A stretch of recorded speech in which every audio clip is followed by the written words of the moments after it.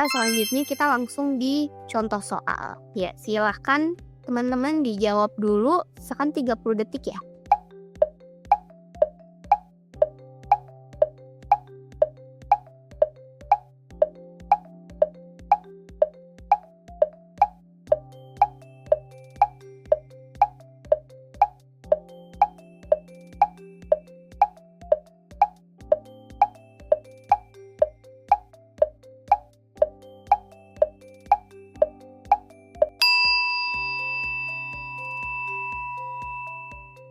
Oke, cukup ya. Anda seorang klien di salah satu supermarket. Hari ini Anda telah bekerja seharian dan jam kerja Anda tinggal sejam lagi. Dalam kondisi yang lelah, Anda juga terpikirkan kondisi keuangan yang sedang menipis dikarenakan pandemi COVID yang belum reda. Sebelum menyelesaikan tugas Anda hari ini, datanglah seorang customer yang membeli banyak barang dan beberapa kali pulang balik kerak barang untuk mengambil barang lain. Hal ini membuat antrian jadi panjang dan jam kerja Anda bertambah karena harus menunggu customer tersebut. Sikap Anda, Alfa tetap memberikan senyum meskipun customer tersebut hanya sibuk dengan barangnya. B. Menegur customer agar memperhatikan kembali barang beliannya. C. Menyingkirkan barang customer tersebut dan memberikan kesempatan untuk dia mencari barang lain di rak. D. Mendiamkan perilaku customer tersebut meskipun antrian semakin banyak. E. Menghentikan proses transaksi. Nah, kita lihat yang Alfa tetap memberikan senyum meskipun customer tersebut hanya sibuk dengan barangnya. Ini bisa jadi benar. Jadi ya tetap kita memprioritaskan terkait dengan pelayanan gitu ya. Orientasi pelayanan kita tetap sesuai dengan SOP dengan memberikan senyum. Ini kita keep dulu. Kemudian yang B, menegur customer agar memperhatikan kembali barang beliannya. Menegur ini sifatnya kayaknya udah kurang sesuai sama ini ya konteksnya ketika kita misalnya menjadi front office. Makanya B ini kayaknya kita eliminasi. Yang C, menyingkirkan barang customer tersebut dan memberikan kesempatan untuk dia mencari barang lainnya. Ini bisa jadi benar juga. Yang D, mendiamkan perilaku customer tersebut meskipun antrian semakin banyak. Mendiamkan ini sifatnya kita pasrah aja gitu ya. Berarti yang D ini kurang tepat. Kemudian yang E, menghentikan proses transaksi dan meminta rekan kerja untuk menggantikan Anda. Ini juga kayaknya kesannya kita tidak menyelesaikan tanggung jawab kita. Jadi yang paling memungkinkan adalah Alfa dengan Charlie. Jadi kalau dari soal ini jawabannya adalah Charlie ya. Kenapa Charlie? Karena ya betul katanya Kak Rizky, kemudian Kak Ahnaf dan Kak Muhammad Irwan bahwa C ini sifatnya lebih efektif gitu loh. Kita menyingkirkan barang customer tersebut, maksudnya tetap memperbolehkannya untuk tetap antri nanti, tapi memberikan kesempatan untuk dia mencari rak lain. Jadi efektif, kesannya ada win-win solution gitu ya.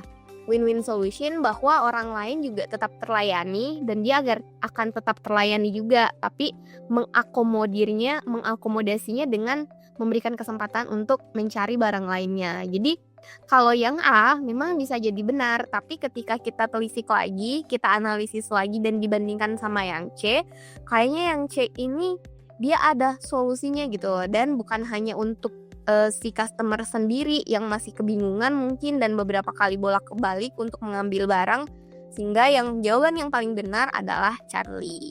Oke, betul. Sejauh ini teman-teman sudah banyak yang betul ya yang menjawab C.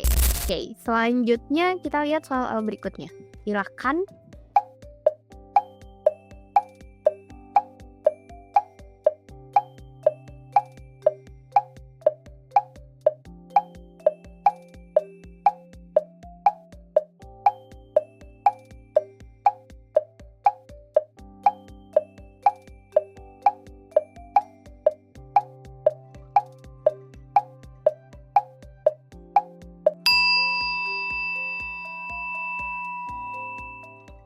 Oke, sekarang kita lihat soalnya saat jam istirahat, seorang klien datang ke meja pelayanan Anda. Anda memberitahunya bahwa sekarang sedang masuk jam istirahat. Namun ternyata klien adalah orang yang tinggal di luar kota. Dia meminta untuk dilayani karena sebentar lagi bus yang dia tumpangi untuk pulang ke kota asalnya akan segera berangkat. Sehingga ia terburu-buru. Dalam kondisi seperti ini, apa yang akan Anda lakukan? Kita lihat Alfa segera menanyakan terkait kepentingan yang dia butuhkan. Ya walaupun jam istirahat, tapi kita lihat lagi ya konteksnya bahwa klien kita ini tinggal di luar kota dan dia meminta untuk dilayani. Jadi seperti yang saya sampaikan tadi, kalau orientasi pelayanan memang akan ada konteks-konteks tertentu yang bisa jadi kita membuatnya pengecualian gitu ya. Misalnya orang tua yang misalnya ikut antri, kemudian ibu hamil, kemudian misalnya disabilitas, kemudian yang kayak begini, klien yang tinggal di luar kota. Jadi kita alfain, kita keep dulu. Kemudian yang bravo tidak ingin melayaninya karena Anda tidak suka diganggu. Ini sifatnya udah negatif ya, ini udah pasti 1 nilainya. Kemudian yang C menyuruh untuk menunggu karena jam istirahat akan segera berakhir. Ini juga kayaknya kurang tepat ya. Kemudian yang D, meminta rekan kerja Anda untuk membantu orang tersebut. Nah, sementara pada saat itu kita yang sedang berada di tempat pelayanan. Nah, kalau kita misalnya meminta rekan kerja lagi untuk membantu orang tersebut, itu kayaknya kurang efektif gitu ya jadinya. Karena ketika kita misalnya menunggu teman kita yang menjadi pelayan gitu, itu kayaknya kurang tepat dalam kondisi tersebut. Sementara di dalam soal ini kita tidak memiliki kepentingan yang lain selain beristirahat, atau kita tidak punya hal yang urgen untuk kita lakukan selain istirahat. Jadi yang D ini jadinya kurang tepat juga. Kalau yang E menyarankan untuk kembali ke kantor lagi saat tidak terburu-buru. Ini juga kayaknya tidak efektif ketika misalnya orang ini udah tinggal di luar kota, kemudian kita menyuruhnya untuk kembali ke kantor lagi, itu jadinya kurang tepat. Jadi jawaban yang paling tepat adalah alfa. Oke, soal berikutnya silakan.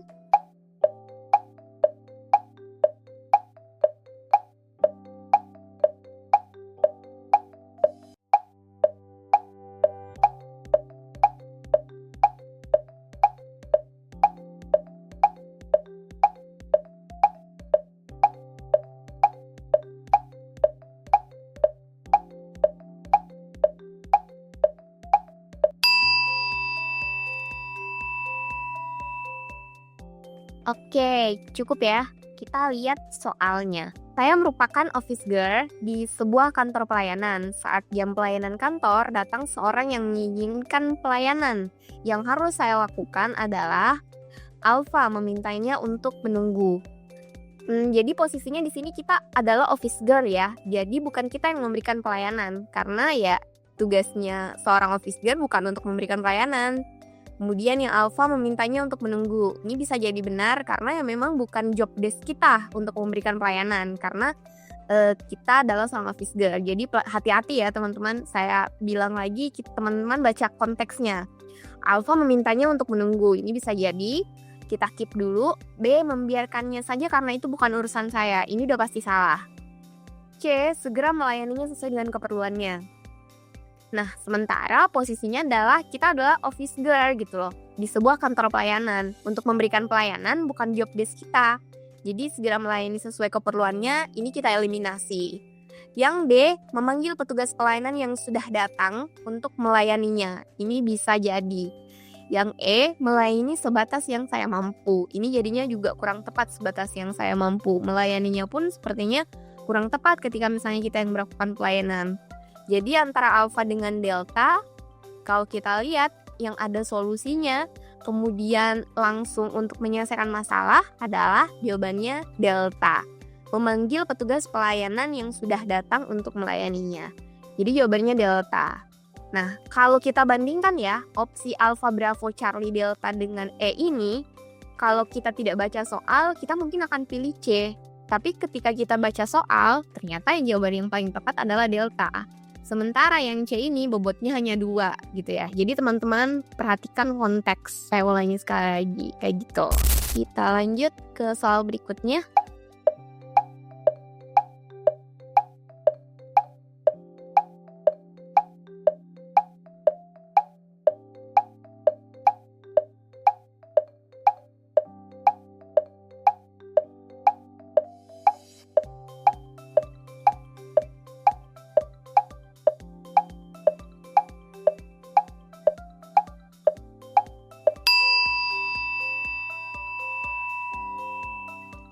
Oke, cukup. Nah, sekarang kita lihat soalnya.